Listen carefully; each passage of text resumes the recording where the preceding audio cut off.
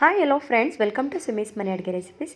ಇವತ್ತು ನಾನು ನಿಮಗೆ ಹಾಗಲಕಾಯಿ ಪಲ್ಯನ ತೋರಿಸ್ಕೊಡ್ತಾ ಇದ್ದೀನಿ. ಇಲ್ಲಿ 2 ಈರುಳ್ಳಿ, ಒಂದು 4ರಿಂದ 5 ಹೆಸರು ಬೆಳ್ಳುಳ್ಳಿ, 2 ಟೊಮೊಟೊ, 3 ಬ್ಯಾಡಗೆ ಮೆಣಸಿನ್ಕಾಯಿ, ಹಾಗೆ 6 ಹಾಗಲಕಾಯಿ ತೊಗೊಂಡಿದ್ದೀನಿ. ಅದರ ಒಳಗಡೆ ಇರುವಂಥ ಸೀಡ್ಸು ಬಲ್ತಿದ್ರೆ ಅದ್ರ ಸೀಡ್ಸ್ನೆಲ್ಲ ರಿಮೂವ್ ಮಾಡಬೇಕು, ಇಲ್ಲ ಎಳೆದಾಗಿದ್ದರೆ ಸೀಡ್ಸ್ನ ರಿಮೂವ್ ಮಾಡೋ ನೆಸೆಸಿಟಿ ಇಲ್ಲ. ಅದನ್ನು ವಾಶ್ ಮಾಡಿ ಸಣ್ಣದಾಗಿ ಹಚ್ಚಿಟ್ಕೊಂಡಿದ್ದೀನಿ. ಹಾಗೆ ಒಂದು ಸಣ್ಣ ಬೌಲ್ನಲ್ಲಿ ಹೆಸರು ಕಾಳನ್ನ ತೊಗೊಂಡು ಅದನ್ನು ಫ್ರೈ ಮಾಡ್ಕೊತಾ ಇದ್ದೀನಿ. ಹೆಸರು ಕಾಳು ಹಾಕಿದ್ರೆ ಟೇಸ್ಟಿಯಾಗಿರುತ್ತೆ. ನೀವು ಬೇಡ ಕಾಳು ಅಂತಂದರೆ ಸ್ಕಿಪ್ ಮಾಡ್ಕೊಳ್ಬೋದು, ಇಲ್ಲ ಬೇರೆ ಯಾವುದಾದ್ರೂ ಕಾಳು, ತೊಗರಿ ಕಾಳು, ಅಲಸಂಡೆ ಕಾಳು, ಅವರೆಕಾಳು, ಹುಳ್ಳಿಕಾಳು ಯಾವುದಾದ್ರೂ ಯೂಸ್ ಮಾಡ್ಕೊಳ್ಬೋದು. ಮತ್ತು ಫ್ರೆಂಡ್ಸ್, ಇಲ್ಲಿ ನಾನು ಆದಷ್ಟು ಹೆಸರು ಕಾಳನ್ನ ಒಂದು ಮೀಡಿಯಮ್ ಫ್ಲೇಮ್ನಲ್ಲಿ ಫ್ರೈ ಮಾಡ್ಕೊತಾ ಇದ್ದೀನಿ. ಇದು ಫ್ರೈ ಆದಮೇಲೆ ಇದಕ್ಕೊಂದು ಸ್ವಲ್ಪ ನೀರನ್ನ ಹಾಕ್ಕೊಂಡು ವಾಶ್ ಮಾಡ್ಕೊಳ್ಳೋಣ. ಸ್ಟವ್ ಆಫ್ ಮಾಡಿ ಕೆಳಗಡೆ ಇಳಿಸಾದ್ಮೇಲೆ ಅದನ್ನು ವಾಶ್ ಮಾಡಿ ಇಟ್ಕೊಳ್ಳಿ. ಯಾಕಂದರೆ ನಾವು ಬಿಫೋರ್ ಇದನ್ನು ಫ್ರೈ ಮಾಡೋಕ್ಕೆ ಮುಂಚೆ ವಾಶ್ ಮಾಡಿರಲ್ಲ, ಅದಕ್ಕೋಸ್ಕರ ಇದು ಆಲ್ಮೋಸ್ಟ್ ಈಗ ಫ್ರೈ ಆಗಿದೆ. ಈಗ ಇದಕ್ಕೆ ನೀರು ಹಾಕ್ಕೊಂಡು ಚೆನ್ನಾಗಿ ವಾಶ್ ಮಾಡಾದಮೇಲೆ ಮತ್ತೆ ಇನ್ನೊಂದು ಸ್ವಲ್ಪ ನೀರು ಹಾಕಿ ನೆನೆಸಿ ಇಟ್ಕೊತಾ ಇದ್ದೀನಿ. ಈಗ ಸ್ಟವ್ ಮೇಲೆ ಒಂದು ಪಾನ್ನ ಇಟ್ಕೊಂಡು ಅದಕ್ಕೆ 2ರಿಂದ 3 ಸ್ಪೂನಷ್ಟು ಎಣ್ಣೆ ಹಾಕ್ಕೊತಾ ಇದ್ದೀನಿ.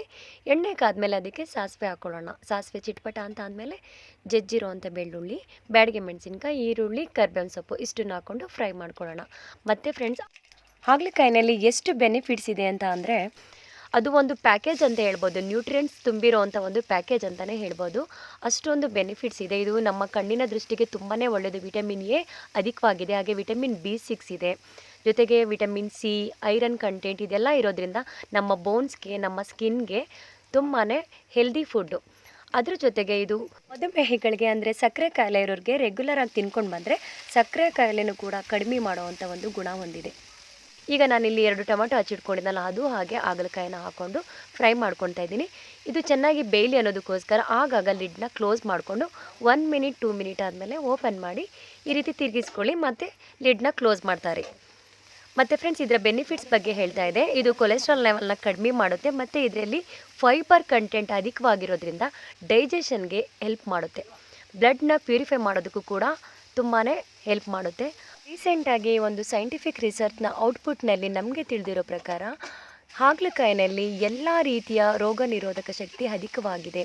ಒಂದು ಬ್ಯಾಕ್ಟೀರಿಯಾ, ಆಂಟಿಬ್ಯಾಕ್ಟೀರಿಯಾ, ಫಂಗಲ್, HIV, ಕ್ಯಾನ್ಸರ್, ಹಾಗೆ ಡಯಾಬಿಟಿಸ್, ಈ ಥರ ಒಂದು ಎಲ್ಲ ಒಂದು ಕಾಯಿಲೆಗಳ ವಿರುದ್ಧ ಹೋರಾಡೋ ಒಂದು ಕೆಪಾಸಿಟಿ, ಕ್ಯಾನ್ಸರ್ ಫೈಟಿಂಗ್ ಮಾಡೋವಂಥ ಒಂದು ಪ್ರಾಪರ್ಟಿ ಇದರಲ್ಲಿ ಅಧಿಕವಾಗಿದೆ. ಹಾಗಾಗಿ ಇದನ್ನು ನೀವು ಚೆನ್ನಾಗಿ ಆಗಾಗ ಅಟ್ಲೀಸ್ಟ್ ಮಿನಿಮಮ್ ವಾರಕ್ಕೊಂದ್ಸರಿನಾದರೂ ಯೂಸ್ ಮಾಡಿ. ಮತ್ತು ಇಲ್ಲಿ ನಾನು ಸ್ವಲ್ಪ ಸಾಲ್ಟ್ ಹಾಕ್ಕೊಂಡಿದ್ದೆ. ಆಗಲೇ ಸಾಲ್ಟ್ ಹಾಕ್ಕೊಂಡು ಅದನ್ನು ಚೆನ್ನಾಗಿ ತಿರುಗಿಸ್ಕೊಂಡಾದ್ಮೇಲೆ ಆಲ್ಮೋಸ್ಟ್ ಇಲ್ಲೊಂದು ಅರ್ಧ ಭಾಗ ಬೆಂದಿದೆ. ಈಗ ಇದಕ್ಕೆ ನೆನೆಸಿಟ್ಕೊಂಡಿದ್ದಂತಹ ಹೆಸರು ಕಾಳನ್ನ ಹಾಕ್ಕೊಂಡಿದ್ದೀನಿ. ಜೊತೆಗೆ ಈಗ ಅರ್ಧ ಸ್ಪೂನ್ ಧನಿಯಾ ಪುಡಿ, ಅರ್ಧ ಸ್ಪೂನ್ ಅಚ್ಚ ಖಾರದ ಪುಡಿ, ಹಾಗೆ ಚಿಲ್ಲಿ ಪೌಡರು, ಜೊತೆಗೆ ಸ್ವಲ್ಪ ಅರಿಶಿನ ಪುಡಿ ಇಷ್ಟನ್ನು ಹಾಕ್ಕೊಂಡಿದ್ದೀನಿ. ನೀವು ಗರಂ ಮಸಾಲ ಬೇಕಂದರೆ ಅದನ್ನು ಕೂಡ ಸೇರಿಸ್ಕೊಳ್ಬೋದು. ಮತ್ತು ನಾನು ಇಲ್ಲಿಗೆ ಹುಣಸೆಹಣ್ಣು ಮೊದಲೇ ನೆನೆಸಿಟ್ಕೊಂಡಿದ್ದೆ, ಅದನ್ನು ವಾಶ್ ಮಾಡಿ ನೆನೆಸಿಟ್ಕೊಂಡಿದ್ದೆ, ಅದು ರಸ ಹಾಕ್ಕೊಳ್ತಾ ಇದ್ದೀನಿ.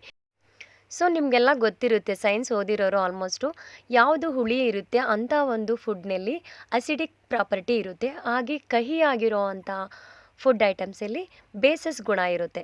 ಹಾಗಾಗಿ ಅಸಿಡಿಕ್ಕು ಮತ್ತು ಬೇಸ್ನ ನಾವು ಯಾವಾಗ ಕಂಬೈನ್ ಮಾಡ್ತೀವಿ ಆಗ ಆ 2 ಟೇಸ್ಟು ಹೈಡಾಗಿ ಬೇರೆ ರೀತಿಯ ಒಂದು ಟೇಸ್ಟ್ ಕೊಡುತ್ತೆ. ಹಾಗಾಗಿ ಇಲ್ಲಿ ಹಾಗಲಕಾಯಿ ಬಂದು ಕಹಿ, ಬಿಟ್ಟರ್ ಆಗಿರೋದ್ರಿಂದ ಅದು ಬೇಸಿಕ್ಕು. ಹುಣಸೆಹಣ್ಣು ರಸ ಬಂದು ಹುಳಿಯಾಗಿದೆ, sour in taste, that one is acidic in nature. So acidic ಮತ್ತು ಬೇಸು 2 ಕಂಬೈನ್ ಆದಾಗ ನಮಗೆ ಬೇರೆ ಡಿಫ್ರೆಂಟ್ ಟೇಸ್ಟ್ ಬರುತ್ತೆ. ಹಾಗಾಗಿ ನಮಗೆ ಇಲ್ಲಿ ಕಹಿ ಅನ್ನೋದು ಗೊತ್ತಾಗಲ್ಲ. ಮತ್ತು ಇಲ್ಲಿ ನಾನು ಕಾಯಿ ತುರಿ ಹಾಕ್ಕೊಳ್ತಾ ಇದ್ದೀನಿ. ಅರ್ಧ ಹೋಳಲ್ಲಿ ಅರ್ಧದಷ್ಟು ಕಾಯಿನ ತುರಿದು ಹಾಕ್ಕೊಂಡಿದ್ದೀನಿ, ಮತ್ತು ಕೊತ್ತಂಬರಿ ಸೊಪ್ಪು ಇಷ್ಟನ್ನು ಹಾಕ್ಕೊಂಡು ಚೆನ್ನಾಗಿ ತಿರುಗಿಸ್ಕೊಳ್ಳಿ. ಲಾಸ್ಟಲ್ಲಿ ಒಂದು ಸ್ವಲ್ಪ ಬೆಲ್ಲ ಬೇಕಾದರೆ ಹಾಕ್ಕೊಳ್ಳಿ, ಇಲ್ಲಾಂದರೆ ಸ್ಕಿಪ್ ಮಾಡ್ಕೊಳ್ಳಿ. ಮತ್ತು ನೀವು ಕಾಯಿನ ಈ ರೀತಿ ತುರಿದಾದ್ರೂ ಹಾಕ್ಕೊಳ್ಬೋದು, ಇಲ್ಲಾಂದರೆ ರುಬ್ಬು ಕೂಡ ಹಾಕ್ಕೊಳ್ಬೋದು. ಕಾಯಿ, ಟೊಮೊಟೊ, ಬೆಳ್ಳುಳ್ಳಿ, ಕೊತ್ತಂಬರಿ ಸೊಪ್ಪು ಇಷ್ಟನ್ನು ರುಬ್ಬು ಕೂಡ ಹಾಕ್ಕೊಳ್ಬೋದು. ಮತ್ತು ಇದನ್ನು ನೀವು ರೊಟ್ಟಿ, ಚಪಾತಿ, ದೋಸೆ, ಅನ್ನ, ಮುದ್ದೆ ಇದಕ್ಕೆಲ್ಲ ಕಾಂಬಿನೇಷನ್ ಮಾಡ್ಕೊಳ್ಬೋದು. ತುಂಬಾ ಟೇಸ್ಟಿಯಾಗಿರುತ್ತೆ. ಇಷ್ಟ ಆದರೆ ಲೈಕ್ ಮಾಡಿ, ಶೇರ್ ಮಾಡಿ, ಕಮೆಂಟ್ ಮಾಡಿ, ಹಾಗೆಯೇ ತಪ್ಪದೆ ಬೆಲ್ ಐಕನ್ ಪ್ರೆಸ್ ಮಾಡೋದನ್ನ ಮರಿಬೇಡಿ.